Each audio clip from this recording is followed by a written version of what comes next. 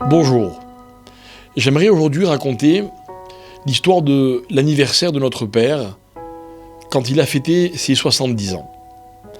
Notre père était en Israël à ce moment-là et pratiquement tous les enfants étaient réunis et on a eu l'idée de fêter son anniversaire.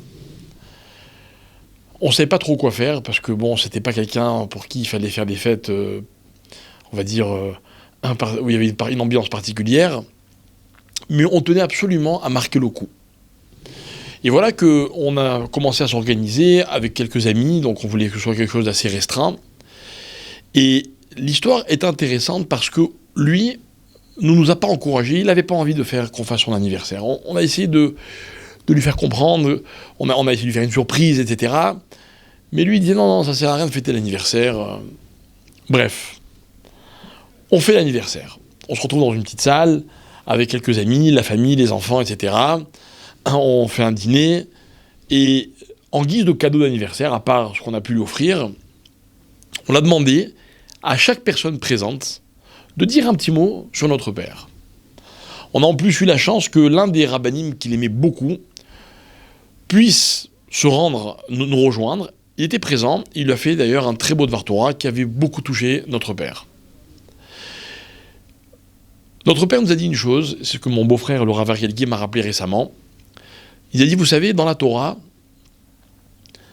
on ne parle pas d'anniversaire. La seule fois où on parle d'un anniversaire, c'est à propos de Pharaon. Beyom ou les dettes et de Paro. La Torah, elle dit, le jour de l'anniversaire de Paro, il y avait cette fameuse fête avec l'histoire du maître échanson et du maître panetier.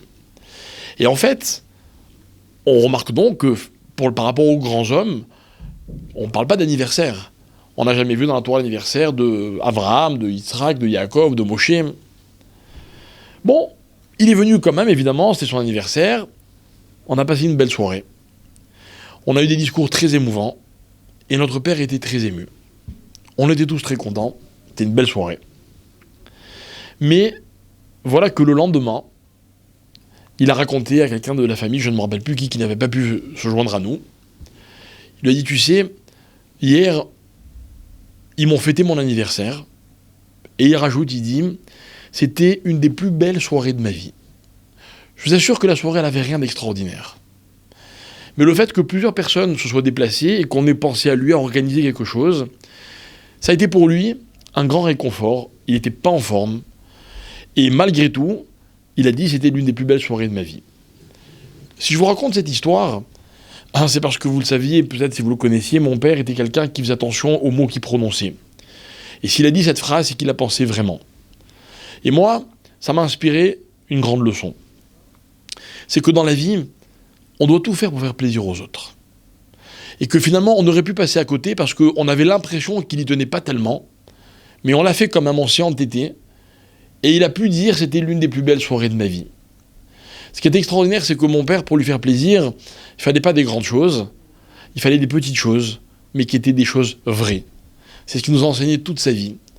Et cet anniversaire, finalement, dans notre mémoire, restera un moment exceptionnel. Et exceptionnel pourquoi ? Parce que quand quelqu'un est malade et qu'il n'a pas la santé, et qu'on ne peut pas lui offrir des choses comme on offre à n'importe qui, on se demande comment il faut lui faire plaisir des fois. Et on se rend compte qu'avec peu de choses, juste en pensant à lui, et en lui disant ce qu'on a envie de lui dire, finalement, on peut lui faire passer la plus belle soirée de sa vie. Alors moi, je le remercie d'avoir été avec nous à ce moment-là, et d'avoir dit cette phrase. Parce que cette phrase, elle restera comme l'une des plus belles phrases qu'il nous a dites. Elle restera un moment très précieux.